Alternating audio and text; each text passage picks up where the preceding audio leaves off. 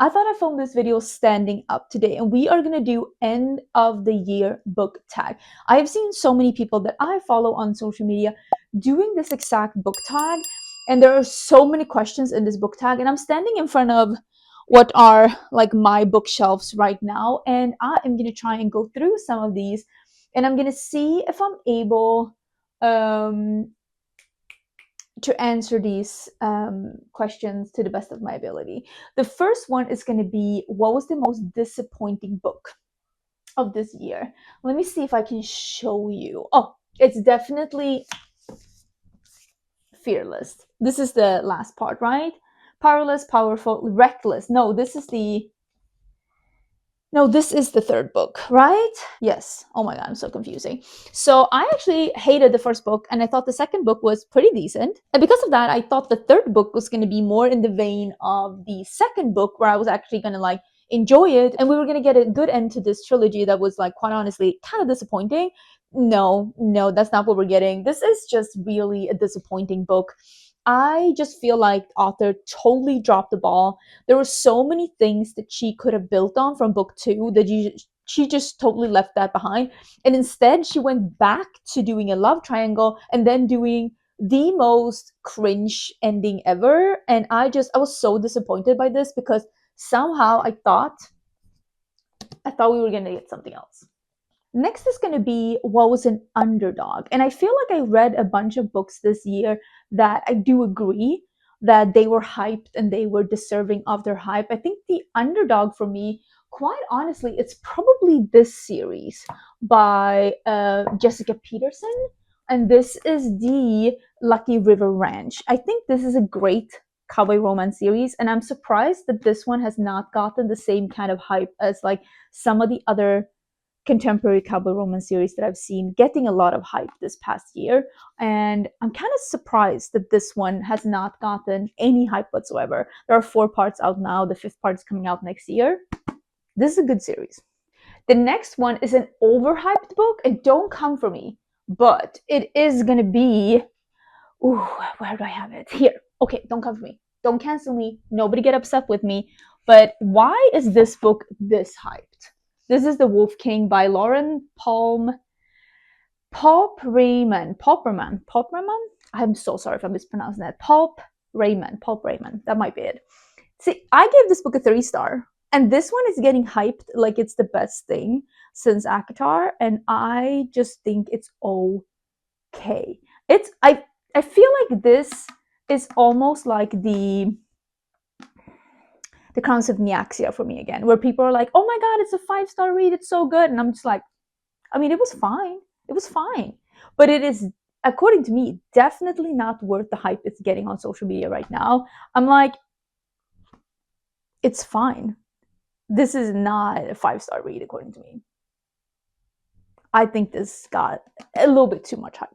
Next one is a book that surprised me, and that is also really, like, I immediately know I'm on a scavenger hunt. I immediately know where we're going. Here.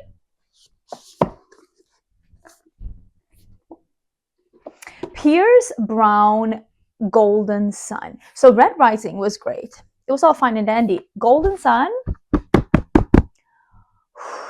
this was one of my top books of this year. It is such a good book. It is gripping. Yeah. Pretty much sums it up. It's an amazing sci-fi. Everyone is smart. The plot is like just plotting, and it's just 10 out of 10 amazing. I could not recommend it more. It's such a good book. Favorite book couple of the year? I feel like there's a bunch of couples that had like really good communication that I really did enjoy. But you know what oh my God, this one.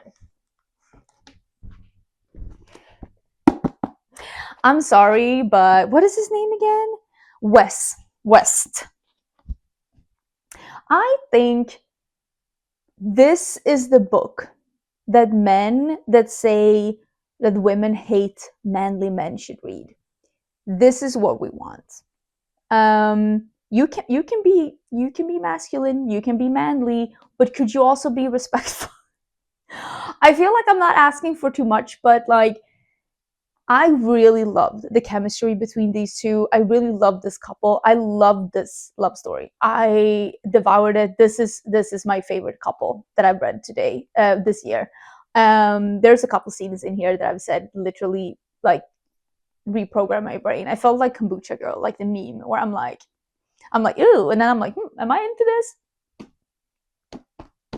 Probably best contemporary romance that I've ever read. Love this couple. Next one is favorite main characters. And again, I feel like I've read a lot of good main characters, and I think this is going to be an unpopular answer. I think this might be an unpopular. Hold that thought. Hold that thought. But you know, I actually really, really liked the main. What's her name? Like, I'm bad with names. I'm so bad with names in real life as well. Her name is Odessa. So Odessa is not good at fighting. She's not a good spy. She's not well educated, but she is brave and she's self-aware. And I honestly, not only in the book world, but also like in real life, not everybody out here is self-aware.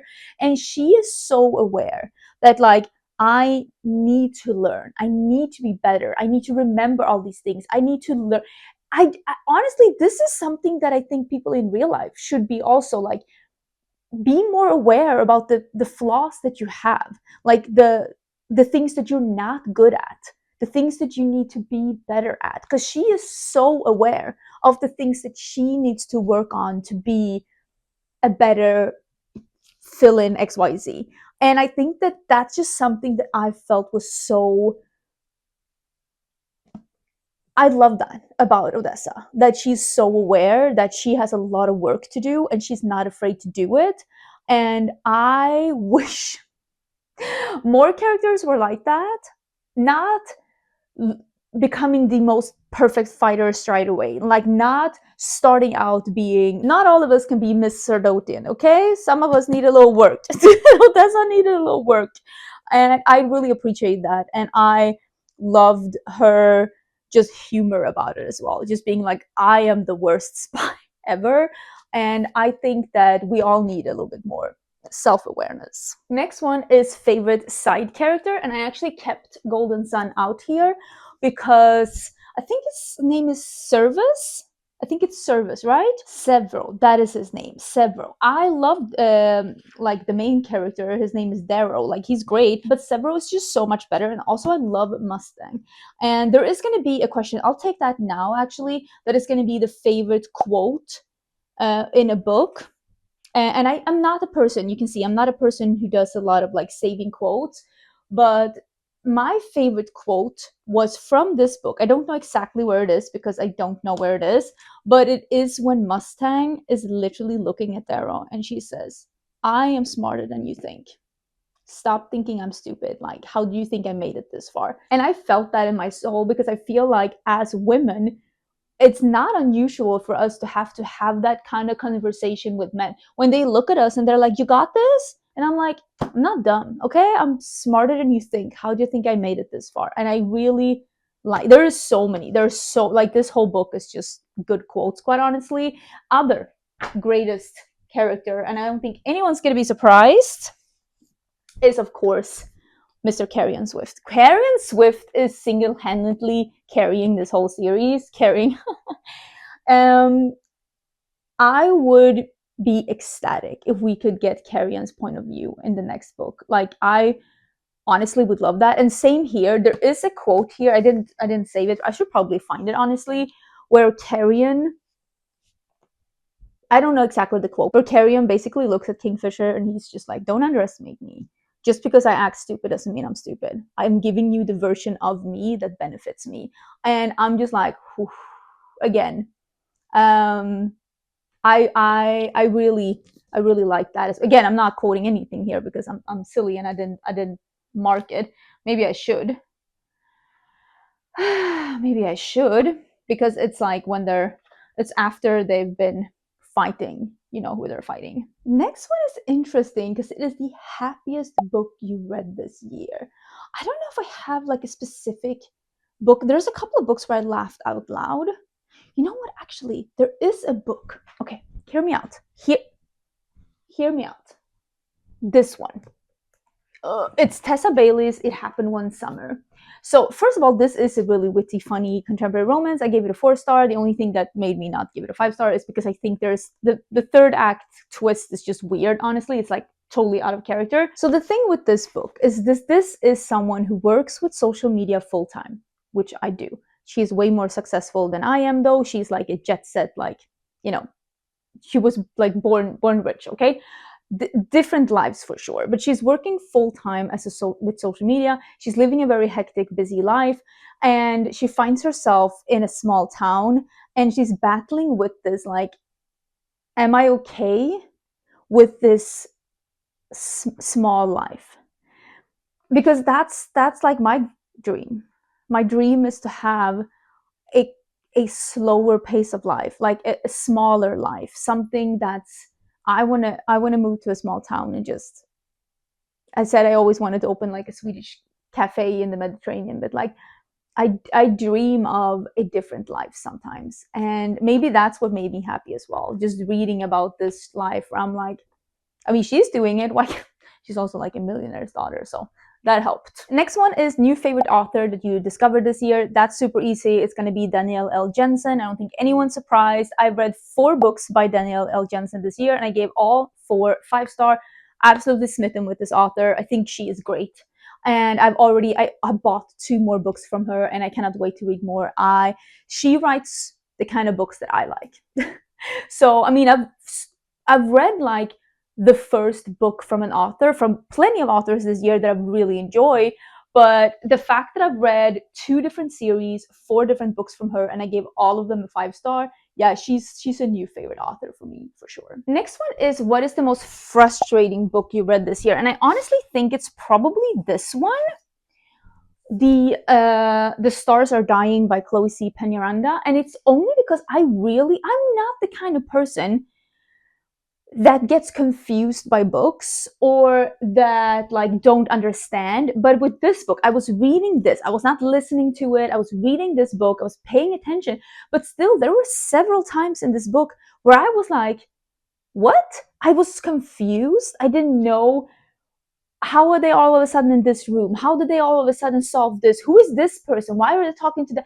There were so many parts of this book that honestly was confusing, where I was like just not understanding. And also there is this very thinly veiled plot twist in this book that quite honestly anyone with half a brain will figure out halfway through the book. And the fact that the FMC in this book is figuring this out at the end of the book, I'm like, babe, you know what we know. How did you not figure this out? What kind of denial are we living in? So I really was frustrated with this book, not only because it was written confusingly, but also because the main character, she was just stupid. I'm like, why are you not getting this? Like, everybody else is getting it. Like, do you need tattoos? And funny, but like, not even that would help, clearly. But just like, I don't know. I was just frustrated reading this one, and I decided after reading this one that I'm not going to continue the series because I'm like, I've seen what I needed to see. I'm good. Next one is the best book adaptation of the year, and I don't think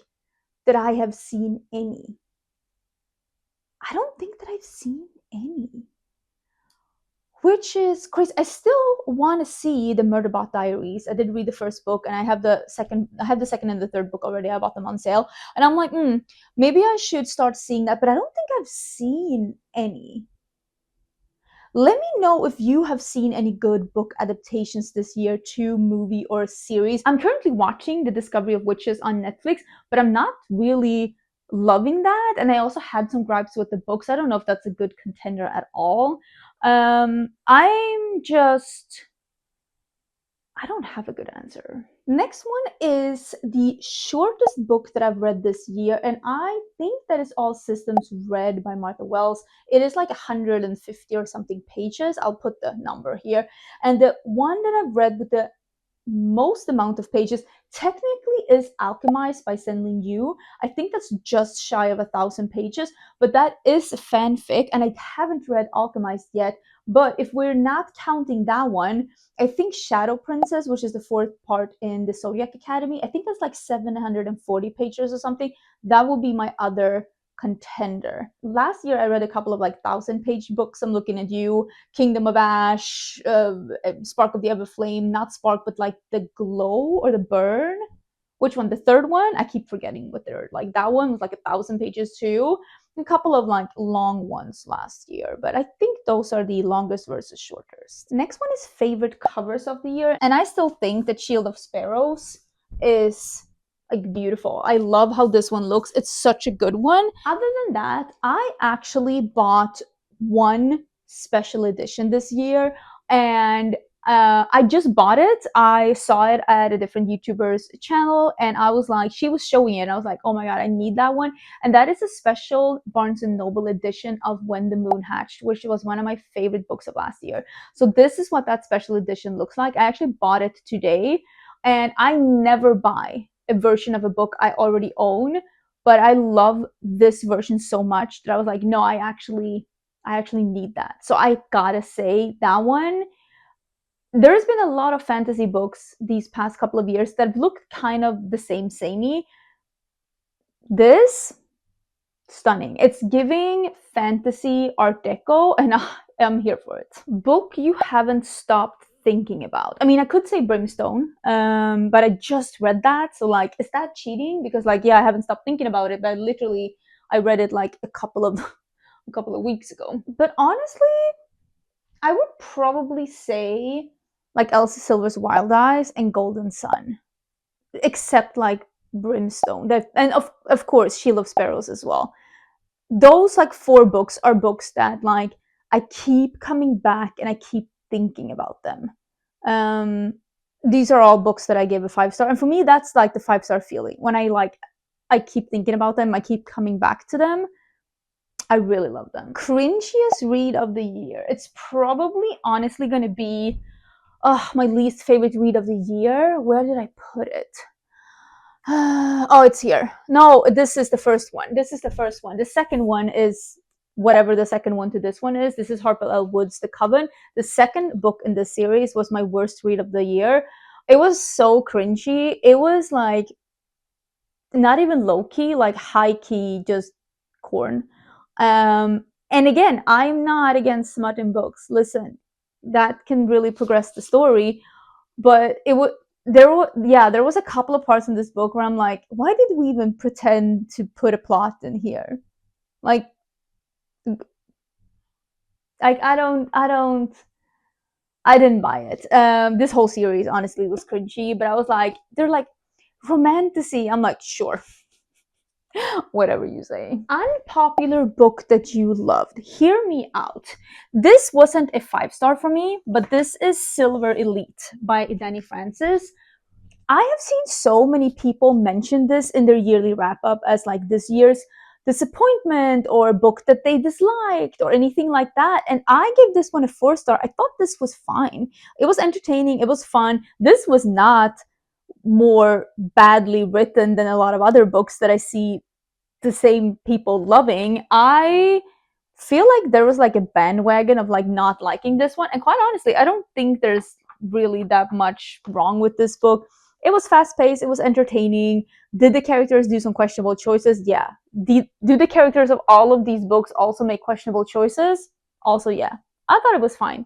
I'm excited to read the next one. Next question is so interesting because it is the book that I've read that have the highest versus the lowest rating on Goodreads. And the lowest rating was I just went in and looked at my computer. The lowest rating is actually the book that I just mentioned as my most like confusing or like frustrating read of the year, which was The Stars Are Dying. I definitely agree. That was not a great book. And the best one was, according to my Goodreads, that I read this year that has the highest review on Goodreads, is The Will of the Many by James Allington. 100% agree. This was one of my top reads of this year. It is an amazing book. Smart, funny. It's like Greek culture, not mythology, meets sci-fi, meets like fantasy, meets War Academy.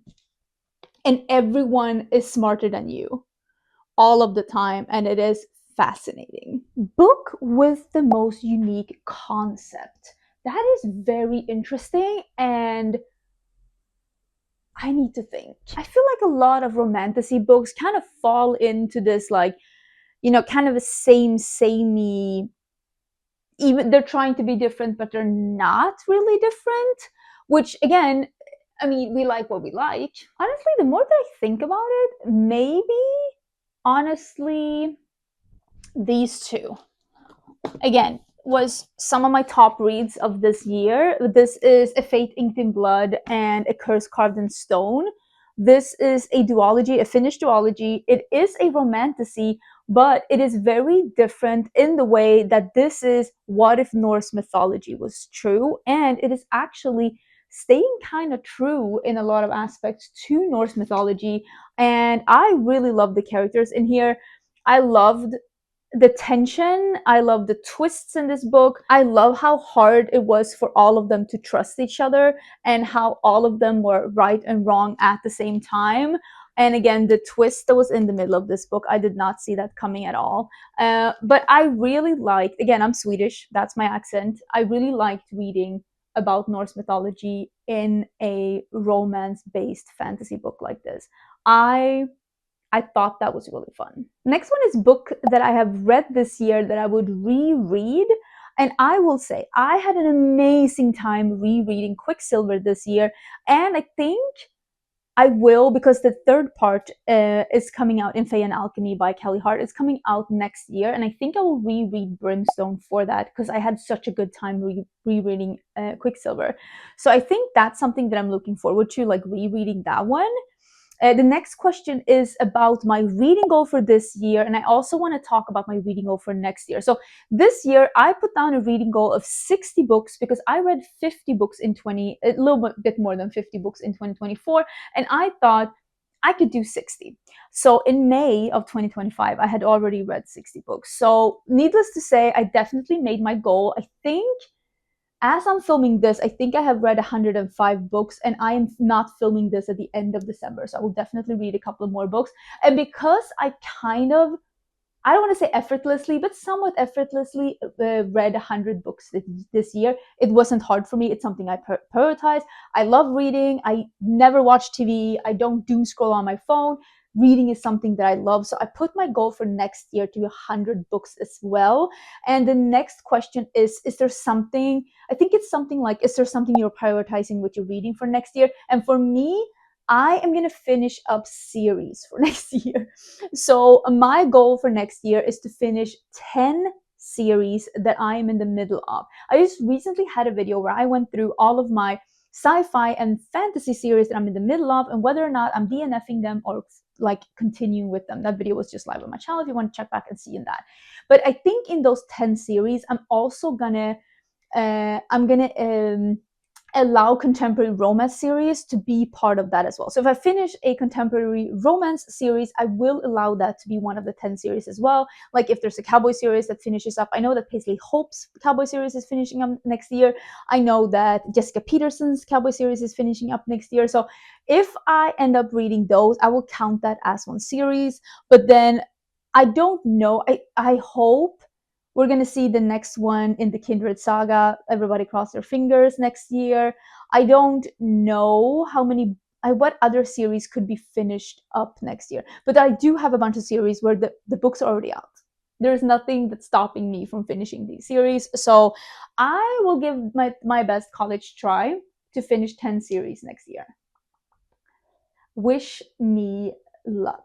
Wish me luck. I did really enjoy doing this tag. I've seen a bunch of other people doing it, and as I've been getting more and more into doing book content here on YouTube, I've been really enjoying doing the kind of videos that I see other book creators do as well. So if you see any videos that you are enjoying from other people that you would like me to do, please let me know. I would love to hear about it. If you want to see more book content, please don't forget to subscribe. I will have some travel content as well. This is a book and travel content vlog, but I haven't been traveling in November because November has been a very crazy work month. I do have a second YouTube channel as well. So hopefully I will do some travel soon. I don't know if I'm going to be vlogging while I'm back in Sweden over Christmas. Maybe I'll do something more chill, low effort. I'm not 100% sure. If it ends up being something, it will end up on this channel for sure. But let me know what you think about these questions down below. I will leave the questions in the description box if you want to do them as well. I hope you have a great day, and I'll see you soon in a new video.